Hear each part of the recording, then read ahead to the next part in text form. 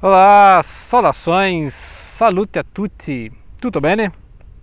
Sejam bem-vindas, sejam bem-vindos. Estamos aqui na Lagoa da Pampulha, BH, nessa tarde quente, sem chuva, né?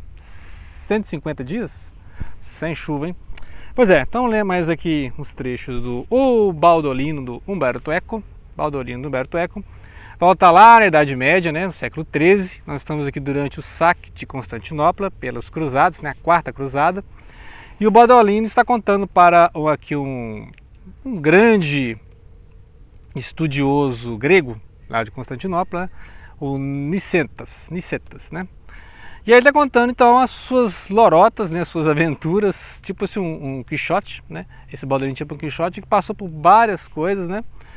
E aqui ele está descrevendo muitas batalhas, né, entre o imperador, que é o Frederico Barbarrossa, contra as cidades italianas, né? Lembrar que naquela época, né, não tinha muitas cidades, né? E as cidades tinham que ter autorização imperial para existir, né? Então tinha aquelas grandes cidades lá do litoral, Veneza, né, Gênova e tal. E algumas cidades grandes, né? Tipo assim, Milano, né? Então em outras partes a gente viu aqui a destruição de Milano pelas forças imperiais. E aqui nós vamos saber da construção de uma nova cidade, né, chamada Alexandria, que era daquele povoado, né, aquelas aldeias lá onde justamente nasceu Bodolino. Então a parte que ele fala assim, depois dele ver a destruição de Milano, ele vai ver a construção da cidade nova. E o imperador vai atacar a cidade justamente porque a cidade nasceu, né, assim, sem autorização imperial. E eles queriam oferecer essa cidade, né, para o Papa Alexandre, por isso que ela chama Alexandria, e isso deixou o Barbarrossa, né, Barbarossa, ainda mais furioso, né? E depois de 6 anos de construir a cidade, ele vai lá, né, fazer um cerco, né, cerco da cidade. Mas antes tem a parte da carta, né? Eles vão ficar aqui vários capítulos falando da carta, né? Vários trechos falando da carta para o Précio João. O Précio João é aquele, né, um lendário rei que tinha ali para o lado da Pérsia, né, ou para o lado da Etiópia, né, você sabe exatamente, que ele estaria com o exército pronto para libertar a Terra Santa, né? Então eles contam muito com a ajuda desse Précio João, que é uma figura lendária, que teria em sua, né, de posse, estaria em posse do Santo Graal, né, ou Santo Graal, né? Que aí tem aquelas divergências. O que seria o Graal, né? O Graal seria uma taça com o sangue de Jesus, seria um elixir, né? Quem tomasse aquele elixir teria longa vida. É uma arma, né? É um sangue real no sentido de que conta a história dos herdeiros de Jesus. Jesus teria filhos, né? Filhos no sentido de físicos, né? Aquela ideia que tem um livro lá, né, que também se virou lenda, que é a da geração da Maria Madalena, né? Que Jesus teria tido filhos físicos, né, com a Maria Madalena e etc, né? E tem lá no Código da Vinci, né, do Dan Brown, tem umas viagens assim. E aí ele vai explorar justamente, e aí ele gosta de lendas, ele gosta de fábulas, né? Então o Baldolino, quando a coisa fica muito inventiva, muito, né, muito confusa, ele fala assim, não, vamos dar lendas, vamos dar, né, mais parábolas, vamos complicar mais essa história. Ele gosta realmente de complicar as coisas porque ele acha que é isso que o pessoal quer, né? As Mil e Uma Noites, que é uma história de uma história puxando outra história, né? Então, quanto mais mirabolante a história, quanto mais mirabolante é o conto, mais ele gosta, né? Mais ele acha que é real, né? Porque se a coisa for muito simples, né? Aí vai, isso aí, né? Isso é cotidiano, isso tem que ser uma coisa bem bolada. E aí, essa parte toda aqui, a gente achava que ele ia lá atrás do Précio João, né? E acabou esquecendo a carta, você vê. O tempo passou, o rei Frederico ficou lá com as suas guerras, e o Baldolino não enviou a carta, né? O cara que era lá o vizir do imperador lá, né? O braço direito, o cara até foi aposentado, depois morreu na peste e tal. E a carta ficou, né, sendo escrita e reescrita, e nunca foi enviada para o Précio João. Depois ele vai chamar esses amigos que ajudaram a fazer a carta, amigos que ele fez em Paris, né? Lembra que ele foi estudar em Paris. E aí ele vai chamar esses amigos para continuar, né? O que eles vão fazer para mandar essa carta, né? E vai chamar os amigos para trabalharem na corte, né? Então, ou seja, a história vai ainda e vinda, né? Porque vai mostrando ele na corte, alguns momentos que ele passa na corte, e outros momentos em que ele está em alguma missão dada pelo Frederico, que parece que quer ver o Baldolino longe da corte.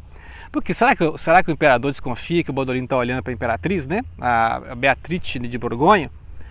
Então, o que será que está acontecendo, né? E aí a história ela vai voltando. Então a parte, por exemplo, da construção da cidade, né? Descobre, né? Aliás, ele vai chegar lá nas terras onde ele nasceu, lá na Itália, né, onde é a Itália, e vai encontrar que existem cidades formando uma liga anti-império, né? Então esses burgos, inclusive a palavra burgo, burguês, significa basicamente isso, pessoas que moram nos burgos, cidades burgueses, né? Hoje tem uma acepção diferente, né, da capitalismo, você é um burguês, você é um capitalista, né? Mas naquela época feudal, o burguês é simplesmente um cara que vive numa cidade, né? O burgomestre, quem que é o burgomestre? É apenas um prefeito, né? Como eles chamavam lá. E aí essas cidades tinham que ter autorização imperial e essas cidades tinham que ter ali uma bênção papal. E o imperador e o papa viviam, né, brigando. Tinha épocas que tinha antipapa, né, tinha 2 papas. Tem a corte Avignon também, então é uma confusão danada. Idade Média é muito complicado de estudar, mas ainda bem que tem Humberto Eco, né, para nos ajudar nessa tarefa, trazer esses personagens, né, muito interessante assim, a comédia que ele faz com os personagens, justamente mostrando essas lutas do Império, do Frederico, que depois vai chamar a Terceira Cruzada, né? Ele vai morrer durante a Terceira Cruzada. E aí a história se passa na Quarta Cruzada. Então ele está voltando 50 anos, né?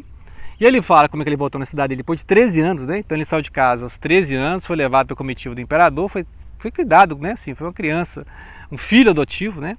Então ele foi com 13 anos, né? Uma criança. E aí ele estudou em Paris e tal, então ele está com 26 anos, né? Ou seja, 13 anos depois, e ele encontra o pai biológico mesmo, o pai deles. Ele chega na cidade, lá estão construindo a cidade, isso aqui é uma cidade fortificada, né?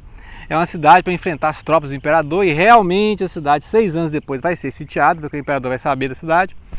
Vocês não pediram uma autorização, né? Então, sendo que os genoveses financiaram a cidade, pra você ver, depois os genoveses vão se aliar com, né? Vão se aliar com o imperador contra a cidade que eles financiaram, pra você ver que coisa, né? Que não pode confiar em ninguém, né? Então a cidade está apoiando, no outro dia está brigando. E aí ele vai nessa cidade, então encontra, né, as fortalezas, que estão criando, fortalezas, os muros, né, os túneis secretos, a mirabolância total. E ele encontra o pai, né, e aí o pai fala mas tem uns 30 anos que você fugiu de casa, não dá notícia, não é 30, né, 13, né, só 13 anos. E ele encontra aqueles amigos de brincadeira, né, os amigos lá que ele jogava nas poças de lama e tal. E eles falam você não pode ver muito aqui não, porque, né, você fala que está na corte, né, não sei se nem se acreditaram nisso, né, que o Baudolin está na corte do imperador, né, então você não pode saber muito porque nós estamos construindo essa cidade sem o imperador autorizar, né.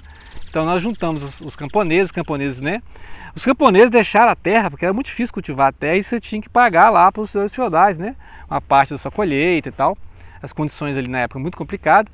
Depois vão surgir as revoltas camponesas, né, do século XIII até o século XVI, né, assim, as revoltas camponesas, que também é falar o nome da Rosa, né, em vários outros livros, que tem o livro do Zenon, né, a obra em negro, ó, da Yourcenar, que também estão lendo em paralelo, né. Então a obra também é assim pesada porque vai mostrar essas revoltas camponesas, vários líderes carismáticos do camponês, né, e também a questão religiosa, né, que tinham vários grupos que eram contra o domínio papal. Então, eram grupos que eram desprezados pelo imperador, né, que eles formavam cidades sem autorização e eram desprezados pelo papado, porque para o papado esses grupos eram heréticos, né. E muitas vezes até o Lutero, né? Tem casos de Lutero ficar do lado dos príncipes contra os camponeses, né? Então mesmo Lutero, que era um reformista, né, um protestante, ele ficou do lado dos príncipes, né? Dos príncipes alemães, dos príncipes germânicos. E aí vai mostrando aqui a diferença desses príncipes germânicos, dessas tropas germânicas para as latinas, né? Então eles falam assim, muitas vezes nas cruzadas, acho que vai passar um avião aqui agora, nas cruzadas, né? Tinha muito disso os latinos não perdoavam os judeus, né, nessas cruzadas. Muitas vezes tanto os muçulmanos quanto os judeus eram perseguidos e massacrados. Mas quando tinha uma tropa germânica, né, o pessoal ali da Boêmia, né, da Germânica, dos poloneses e tal, parece que os judeus eram perdoados, né, ou então só pagavam lá uma taxa e passavam, né. Então não tinha um massacre que tinha algumas tropas, né, pelo que eu entendi que é isso, né, não sou especialista, mas parece que algumas tropas cruzadas, latinas, ou seja, que vinham da França, que vinham, né, de algumas regiões ali, eram muito mais cruéis com os judeus. E as tropas germânicas, parece que quando os judeus se reuniam e pagavam uma taxa, né, muito vultuosa, porque os judeus eram comerciantes, tinham dinheiro e tal, aí essas tropas germânicas até deixavam as vilas judaicas, né, assim, né, fazia vista grossa e tal. Interessante que depois você vai ver que os germânicos, né, no século XX foram os povos mais inclementes, né, contra os judeus, né, coisa assim meio que a história da volta, né, impressionante. E aí ele vai ver a construção da cidade, vai, né? Já vocês estão fazendo a cidade, então você ofereça a sua cidade para o Papa, né? Então a ideia de chama de Alexandria, né? A cidade chamada de Alexandria, então será o Baudolino de Alexandria. Não confundir com a Casa Alexandrias lá do Egito e outras que tem ali no antigo império do Alexandre Magno, né? Alexandre o Grande.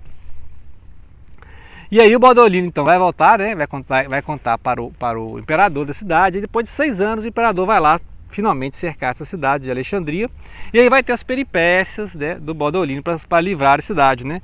Então ele faz um estratagema ali com aqueles túneis secretos que o pessoal cavou debaixo da cidade, né? Não dá certo, aí tem uma batalha sangrenta. Aí ele fala assim, vamos fazer o seguinte, vamos fazer uma brincadeira aqui, vamos fazer uma brincadeira assim, um estratagema que é o pessoal tá fazendo seca a cidade, chega que nós estamos morrendo de fome, né?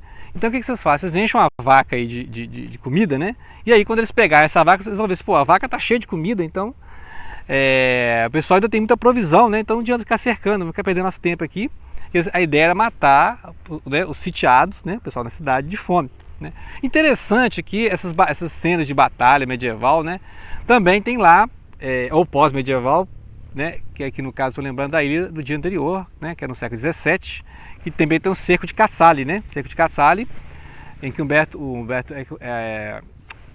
abordar ali a região do norte, né, na época da guerra dos 30 anos, eu confundo essas guerras. Então a guerra dos 30 anos, século 17, né, 1618 a 48, né, então é onde acontece o enredo A Ilha do Dia Anterior.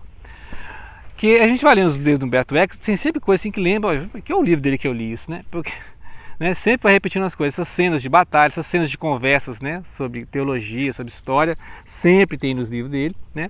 Que é uma coisa que inspirou o Dan Brown, né, fazendo os livros assim, de pegar um momento histórico e ficar fazendo ligações dos símbolos, né, entre os acontecimentos, entre as conspirações. E aqui a conspiração basicamente você tem um império contra o papado e um espião plantado dos dois lados, né? Então você tem espiões imperiais no meio do papado, e você tem espiões papais dentro das terras imperiais, né?